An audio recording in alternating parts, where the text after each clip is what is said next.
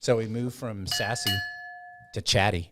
And this is something that, again, too, this kind of reminds me a little bit of the McKinsey article, but this is a CX Network article, which I really like. And it's about customer-centric chatbots and virtual assistants.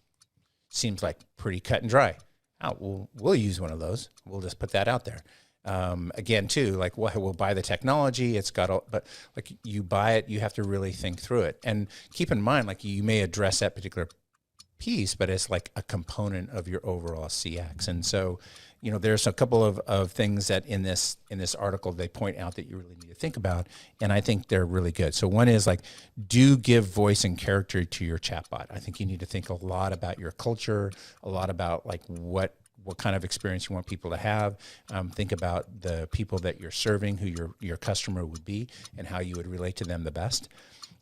Do not bury your customer with chat messages. So, you don't want to overfill that pipe. Like we have the ability to respond in a nanosecond, right, to the inputs that somebody puts in there, but like we don't read and think in nanoseconds. We kind of consume this information, we think about it and respond in kind.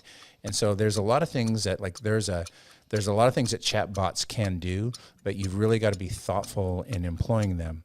And thinking about this hybrid support, we were talking a little bit about that, that complex. You were talking about your insurance company, right? The complexity, low complexity, I want to press a button, so that might be appropriate for the chat bot. High complexity, don't send them back through. There's this concept of fallback. Like once you've kind of gone through this cycle, think of it almost like a automated call distribution. You go through this cycle inside the chatbot, and then it falls back, and it's like, where do we go from here? And some people get in cycles. It's like going through like press 0 to go back to the operator, right? And we all know that cycle.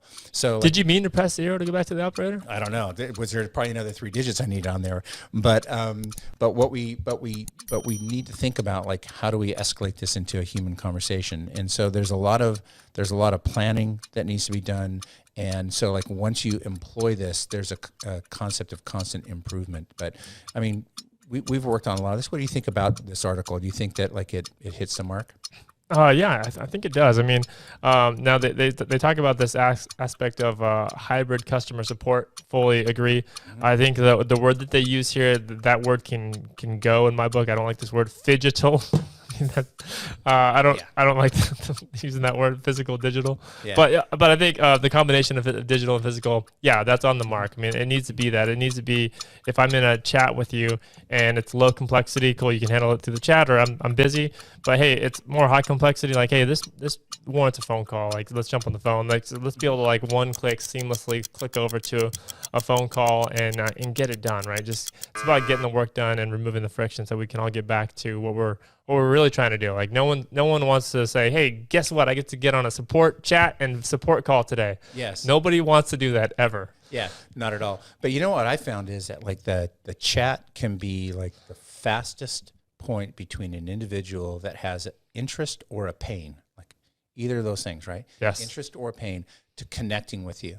Yes. And it's that shortness, that speed, like that quickness, the speed to call or speed to connection type of situation, which is really, really powerful. But if you create that speed, you need to make it worthwhile as well. I think the whole thing just really illustrates that you've got to design your business around the customer. Yes, for sure. I mean, I've also been on these flip side conversations where like we spent all this time chatting, really just could have picked up the phone and it would have been done. Because like, how many times can I describe the issue to you for you to understand the issue? Correct. So, yep, all good. That will continue to play itself out. It will. Yes. Now, that's not to say you're going to wake up one day and say, we've arrived, we've adapted. It's a constant struggle and a constant battle to continuously adapt. We've adapted. We're there. Yeah. That doesn't exist. Well, there's a great saying that kind of builds on what you just mentioned, which is like, how do you open up a small business? You open up a big business.